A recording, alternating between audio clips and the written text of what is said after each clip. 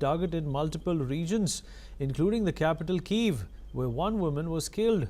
The Ukrainian Air Force reported that 273 Shahid and other drones were fired, the highest single-day number since the war began. Of those, 88 were destroyed and over 120 reportedly veered off course. Deputy Prime Minister Yulia Sirdenko called it a record attack and accused Russia of deliberately targeting civilians.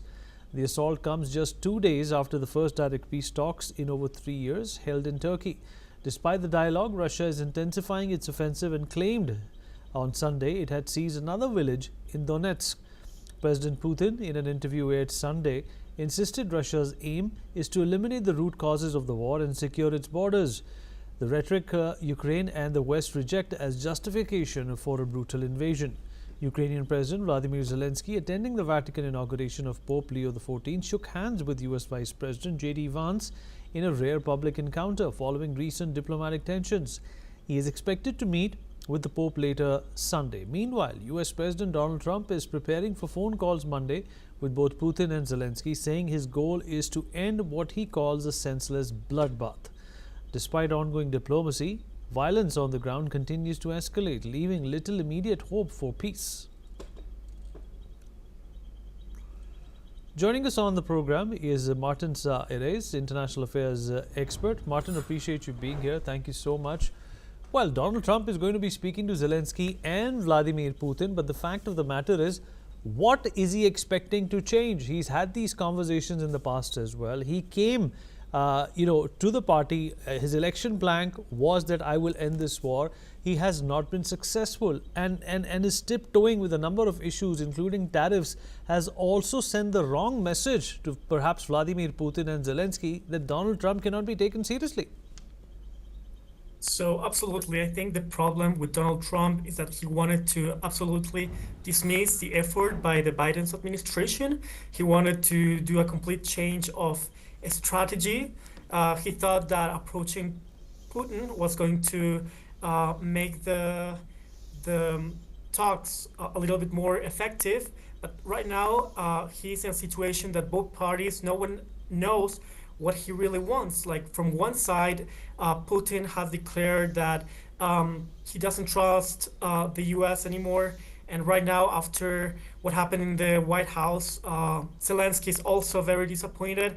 And it feels that the approach from Donald Trump in this issue has been taking has been changing the policy of the US. Right now, it's not taking for granted this support. Right now, Trump is trying to reverse this sentiment, this international sentiment towards the US and its support towards Ukraine, but it seems de-escalation is unlikely.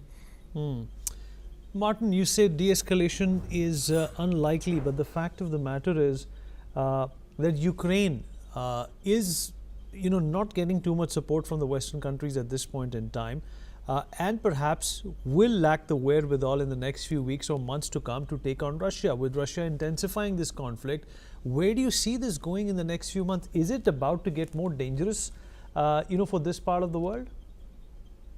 I think the war is not likely to go with a ceasefire, or is not likely to end. I think Putin is defending the invasion and is claiming to eliminate the root of the causes. And all of this narrative is rejected by the West, while Zelensky has been seeing Vance at the Vatican event, and he wanted to approach Trump in order to change his mind. But I think Zelensky is not going to give up, but he's going to be protecting Ukraine, and Ukraine is going to be protecting itself, even if they feel they don't have the international support. And Russia is not going to give up. Russia is not interested in giving up territory or its goals. So both countries are not in a position that they're going to give something for peace. So I think this unlikely to be de-escalation in the next months. Martin, you're absolutely right. And what do you think, the West is supposed to do at this point in time? Donald Trump and his efforts have more or less failed. Do you think that there needs to be more coalition of efforts within European and other countries, including India, to somehow get this conflict under control. Because if 4,000 to 5,000 soldiers are dying on a weekly basis, including civilians, that's a great loss.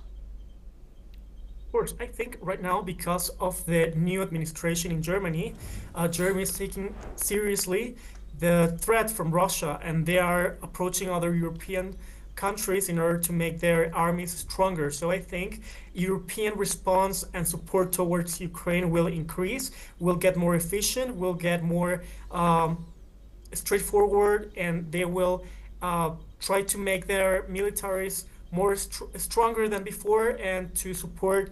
They already said, like the minister of Germany, he already said, Merz, that he's very interested in supporting Ukraine, and I think Europe is going to get stronger. I think Trump already knows that his strategy is failing, and it's very likely he will try to fix that approach. So I think in the future Ukraine will get more support, but it will take a lot of time for this war to get to a point of peace and a ceasefire. Martin, appreciate you joining us. Thank you so much.